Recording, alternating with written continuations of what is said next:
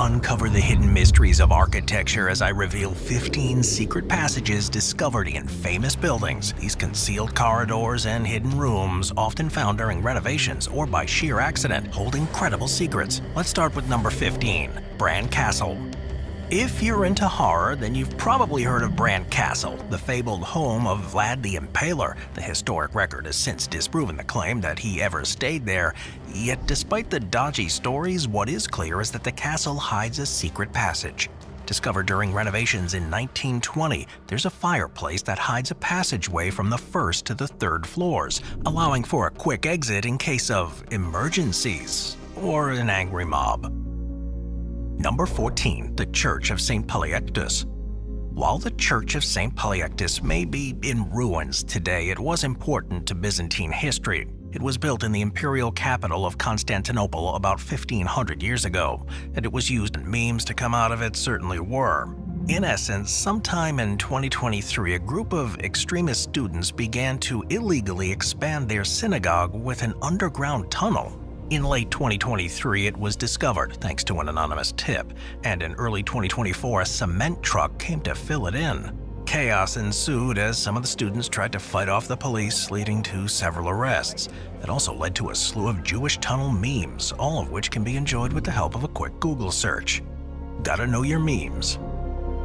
Number 12, the UK Parliament. In February of 2020, a forgotten 360-year-old passageway was found in the UK's House of Commons. While doing some renovations, a small brass keyhole was found hidden among wood paneling in Westminster Hall. This led to a passageway leading to the original House of Commons. It was built back in 1660 for Charles II's coronation banquet. For about 150 years, it was used regularly by a concealed corridor with drawings by Michelangelo was discovered under the new sacristy. Further research determined that Michelangelo probably hid here to escape a death sentence. You see, in 1527, the citizens of Florence rebelled against the Medicis, and Michelangelo supported them. After the Medicis recaptured the city in 1530, Pope Clement VII sentenced Michelangelo to death. It's thought that Michelangelo hid from the authorities in this small chamber, making charcoal and chalk drawings to pass the time. Thankfully, after a couple of months, he was pardoned so he could complete the work on the Sistine Chapel and the Medici family tomb. Number 10, the Mermaid Inn. When it comes to old hotels, the Mermaid Inn is among the most famous in England.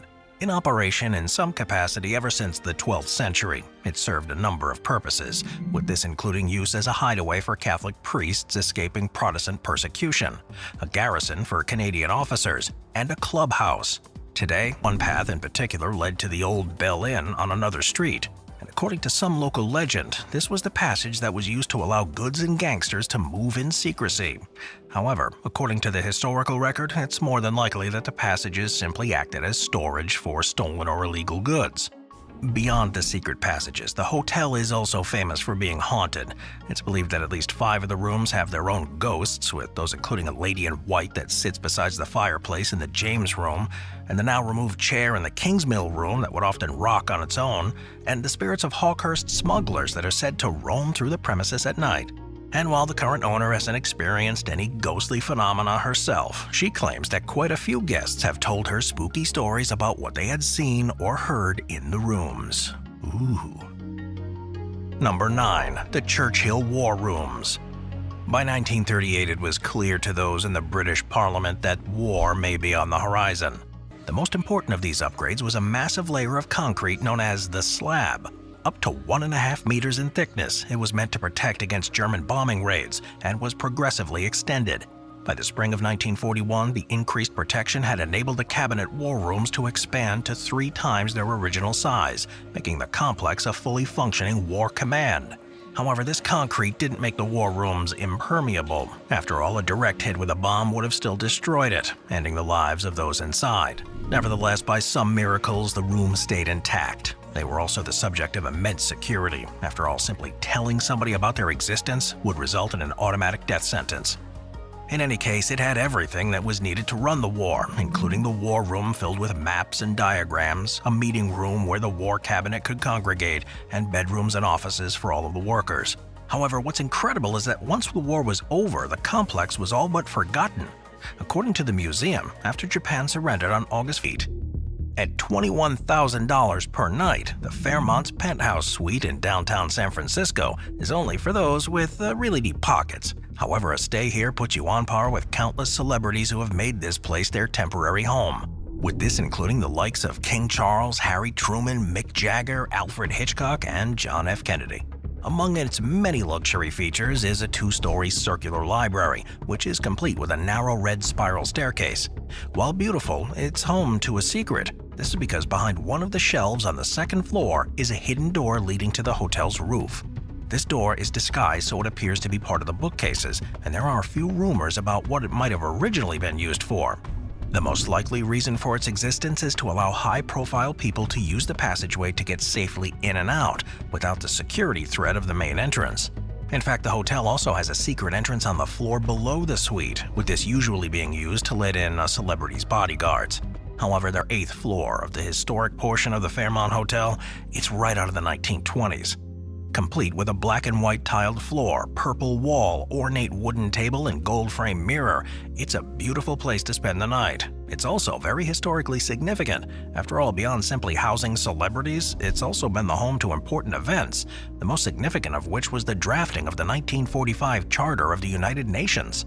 It's likely because of all this history that the Fairmont San Francisco was added to the National Register of Historic Places in April of 2002, thus ensuring that its historic charm is never lost. Moving on to number 7, the Biltmore Estate. The Vanderbilt family was easily one of the richest in human history. They became fabulously wealthy after building a transportation empire in the steamship and railroad industries, and from the mid-1800s until the early 1900s, they were a dominant force in America's markets. And while the family has now lost or squandered considered to be its informal dining room, there's a camouflage door hidden in the wall behind the table. This door leads to the butler's pantry, which servants would slip in and out of while carrying meals. And for a little added camouflage, it's located behind 2 Renoir paintings that hang on the wall. Another hidden space exists in the estate's massive library. A balcony wraps around the 2nd story of the library, and on it are 2 doors that lead to a hidden hall that goes up to the guest bedroom. The library also hides a tiny room known as the Den. Obscured by a carving of St. Peter the Martyr, it's accessed using a hard-to-spot door that leads to a mysterious room that may have been used as a quiet place to read and write. Now, if those weren't cool enough, even more secret rooms exist. These include a trapdoor in the floor of the Winter Garden to house tropical plants in the wintertime, a concealed closet in George Vanderbilt's master bedroom that blends in with the rest of the wall, and a secret door in the billiard room that leads to the smoking room, to the home's hidden spaces, allowing you to fully enjoy what Biltmore has to offer. Number 6. Praha Castle. Nestled into a mountain on the Slovenian side of the Italian and Slovenian border, it was first built in 1272 as a virtually impenetrable fortress. It was built for the noble Lug family, and while the castle's first 100 years were rather uneventful, this Gothic-style fortress was put to the test in the early 1400s. You see, it was during this period that a certain Erasmus Lug inherited the castle. A known robber baron, he got himself into a tricky situation when he killed Marshal Pappenheim after he offended the honor of Erasmus's deceased friend. If Marshal Pappenheim was just another robber baron, this probably would have been well and fine. However, this was quite in fact a problem because Marshal Pappenheim was the commander of the Holy Roman Empire's imperial army. Expecting retribution, Erasmus made the crazy decision to start a war with the Holy Roman Emperor Frederick III, after Erasmus reached out of the castle and replenished food and drink through the tunnel from a nearby town, allowing him and his men to stay alive. However, it's said that after this time had passed, a servant sold him out. The story goes that Erasmus used an outhouse on a high floor of the outside face of the castle. The servant raised a flag, and with one single shot from a cannon, Erasmus was blasted off the toilet to his demise. If the legend's to be believed, Erasmus' ghost continues to haunt the castle to this day. Well, now all the details of this story are not substantiated. What is clear is that the passageway does exist out of the castle. This passage is a vertical natural shaft that was enlarged under his orders, allowing him to enter and exit at a point about 25 meters away from the cliff. What's also clear is that over the years the castle was renovated into a more Renaissance style, while the nearby caves became home to a colony of bats. Therefore, whether you're a history buff or an architecture enthusiast, a trip to Predjama is well worth it. If you'd like to visit, it's easily accessible. It comes in at about 1 kilometer in length and has been witness to its fair share of historic events. It was first built in 1565 on order of Duke Cosimo de' Medici. At this time, the two palaces made up both his residence and the seat of the government, and his hope was to be able to move between them safely. While he could have just simply gone out in public, he thought this wasn't a safe option. After all, the Medicis had destroyed the Republic of Florence and created a hereditary state just a few decades before, and as a result, Cosimo feared for his life whenever he stepped outside. Now, to be clear, the passage itself was an open secret at best. After all, an entire meat market had to be moved to build it, and it very clearly stuck out amongst the buildings in the area. However, because it was enclosed, it made his movements a complete secret, thus affording him the protection he was looking for. Now, while this corridor managed to keep Cosimo safe during his lifetime, it itself became the target of renovation and destruction hundreds of years later. The first major change, Jaron van Harthorst. Now, while it was impossible to bring back the lost lives, the Vasari Corridor and its paintings were largely destroyed, and while it was closed off for security reasons in 2016, it was fully renovated in 2021 over an 11-month period. During this time, the corridor was fitted with a heating and air conditioning system, disabled access points, elevators, LED lighting, and new security exits. Much of the artwork inside was also changed. Instead of the earlier portraits, the corridor now houses around 30 ancient sculptures and several 16th century frescoes. After all this work was complete, the Vasari Corridor was reopened in 2022 on the anniversary of the Mafia attack. If you'd like to visit, passage through the Vasari Corridor can now be purchased as an add-on to the regular ticket price to the Uffizi. Number 4. The White House. Officially, the White House doesn't have any secret rooms. In an article written by the White House Historical Association, the claim is made that the White House is open and uncomplicated in One was built immediately after Pearl Harbor. More specifically, the Civil Defense had wanted President Franklin Delano Roosevelt to move outside the White House due to it being a fire trap. However, rather than leave, he agreed to add a bomb shelter. This wasn't announced publicly, and when complete, it was only inspected by FDR once.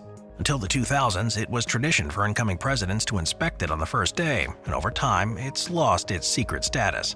The White House Historical Association also cites a conduit built to carry water from the concealed gutters on the roof away from the house as secret. However, it was not somewhere where one would want to spend any time in, and has since become public information. The White House to the Treasury Building tunnel has a bit more history than the other two. Built at the same time as the bunker, it connects the two buildings in case of an attack on the White House. While there were attempts to keep it a secret, its existence was ultimately revealed to the public during a floor debate by Republican Congressman Claire Hoffman. In the years since, the tunnel was used by mailing, allegedly accessed through a door adjacent to the president's restroom. It was meant to provide a route for the president to be quickly and privately moved to the Presidential Emergency Operations Center in the event of an emergency. And while reports suggest that Ronald Reagan used the tunnel at some point while being president, its existence isn't entirely clear.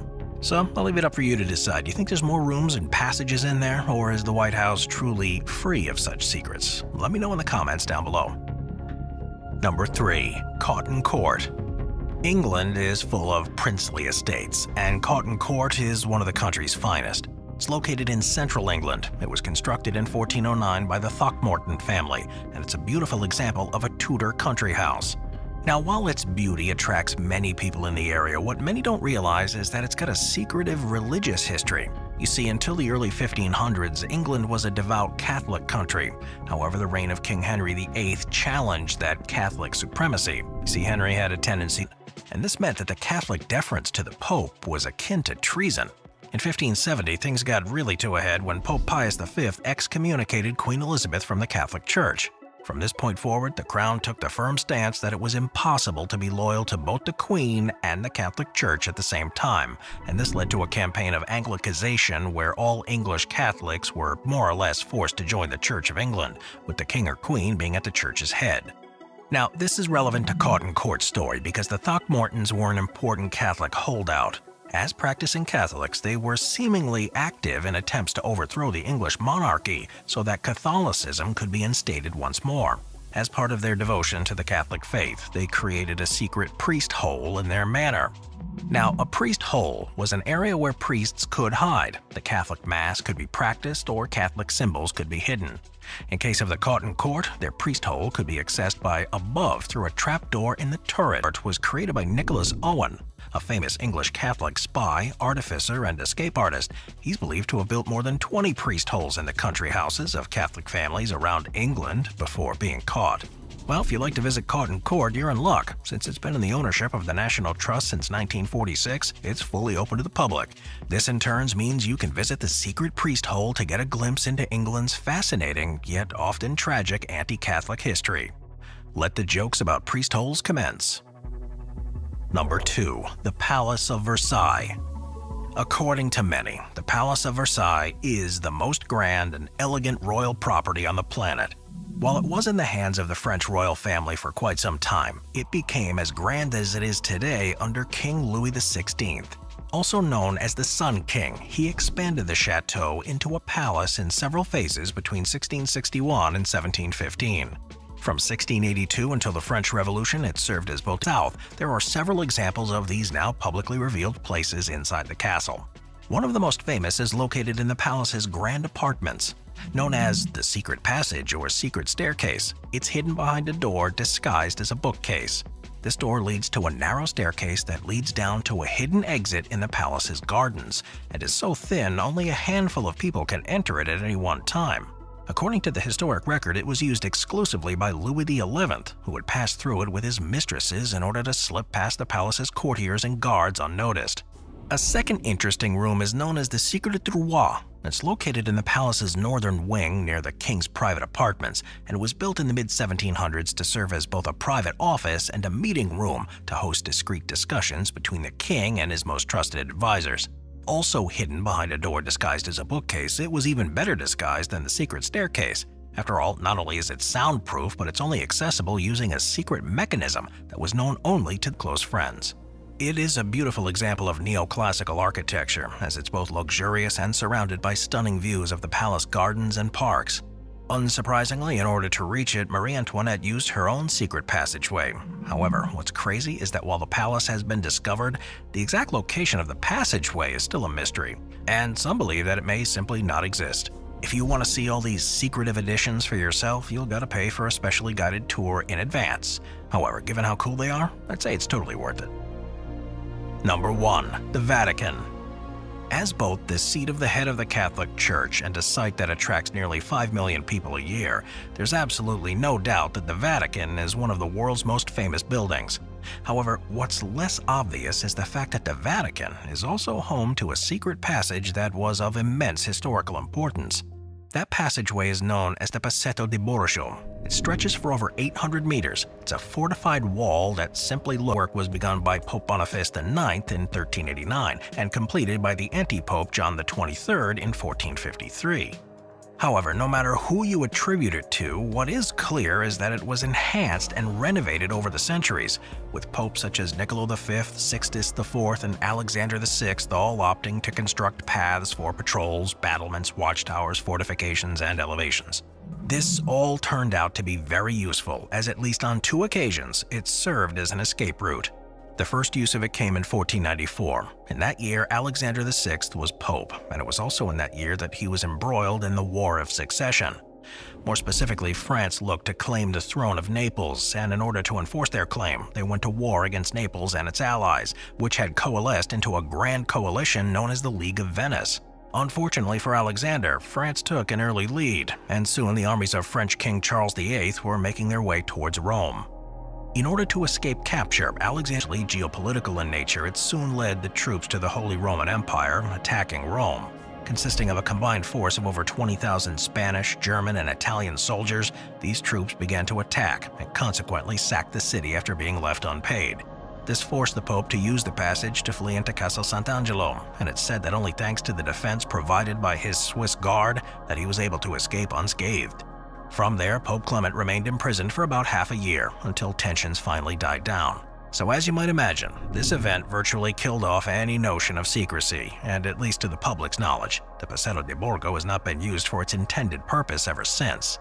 Oh yeah, and it's also now open for public tours for those who are curious to walk its path.